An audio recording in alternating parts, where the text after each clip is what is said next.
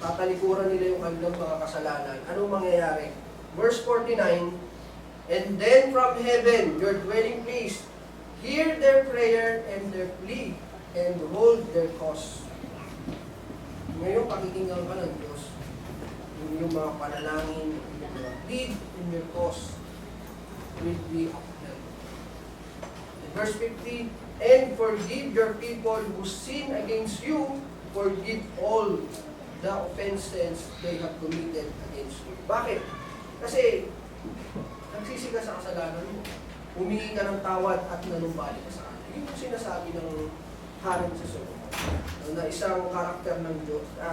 Na karakter ng Diyos na kung ang tao ay nagkakasala, magagalit sa iyo ang Diyos. Pero kung ikaw ay magsisisi at tatalikod dun sa iyong mga kasalanan at manunumbalik sa Diyos, pakikinggan ng Diyos ang iyong mga panalangin. Patatawarin ka. No? Verse 51, for they are your people and your inheritance whom you brought out of Egypt, out of the iron smelting furnace. Yun po yung isang katangian ng Diyos, yung kanyang kaawaan, yung kanyang loving kindness. So, basahin naman natin yung sinasabi o mga sulat ng mga propeta. So, sa Micah chapter 7 verse 18, who is a God like you, who pardons sins and forgives the transgression of the remnant of his inheritance. You do not stay angry forever, but delight to show mercy. Kung magalit ang Diyos, hindi katulad ng tao, no, na mayroong tao hindi mo magpatawad, na who stay angry forever.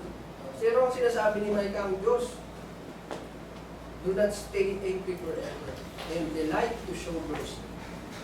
Sinabi yun ni King Solomon, if, sinabi natin yung mga, kung tayo ay hihingi ng tawad at manunumbalik sa Diyos, makikitaan niya tayo ng awa. In Hosea chapter 6 verse 4 to 6, what can I do with you, Ephraim? What can I do with you, Judah?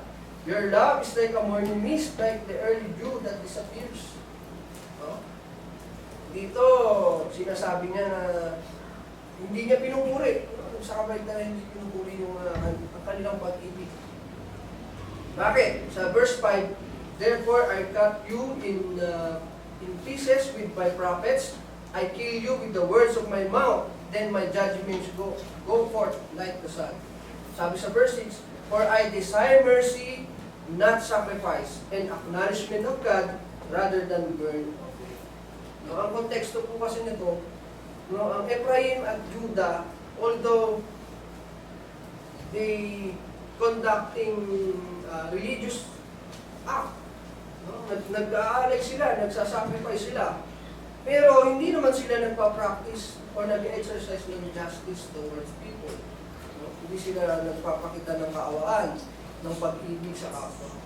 So sinasabi ng Diyos dito that He desires, sa pamamagitan ni Hosea na God desires mercy, not sacrifice, and acknowledgement of God rather than burnt offering.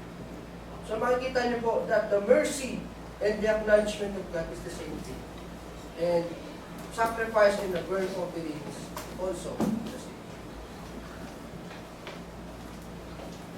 Ibig sabihin po, sacrifices and burnt offerings do not replace mercy. Ang gusto ng Diyos, yung nag-exercise pa rin tayo ng justice and mercy. Hindi porket nagsisimba ka, hindi porket nag-aalay ka ng sakripisyo, burnt offerings, okay lang na hindi ka na mag-practice ng mercy.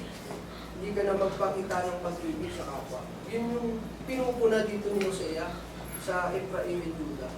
Although yung inyong acto nagpapakita you're religious, you offer sacrifices and burnt offerings, but you do not practice mercy or acknowledgement. You don't have knowledge of God. Yun ang sinasabi ni Hosea. So, you do not replace sacrifices, mercy ng mga sacrifices and burnt offerings. So, in Jeremiah, chapter 9, verse 23 to 24, ito na po yung last verse. na babasahin ko. This is what the Lord says.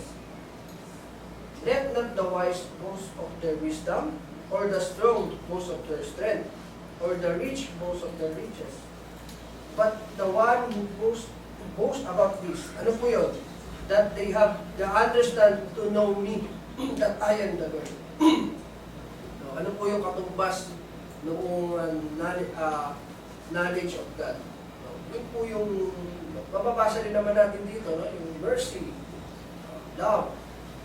Sabi dito, ano po yung dapat nating ipagmalaki? That they have the understanding to know me, that I am the Lord, who exercises, number 1, kindness, justice, and righteousness on earth.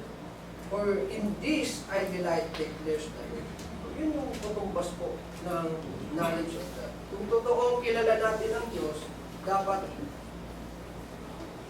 we should exercise justice, kindness, love, righteousness here on earth.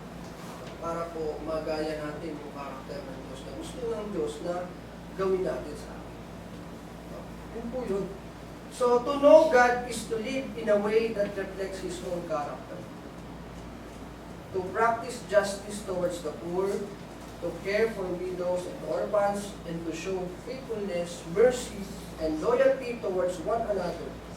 True knowledge of God is not merely knowing facts about God, but living according to His heart and His ways. Yun po yung summary ng ating pinag-aralan sa umaga.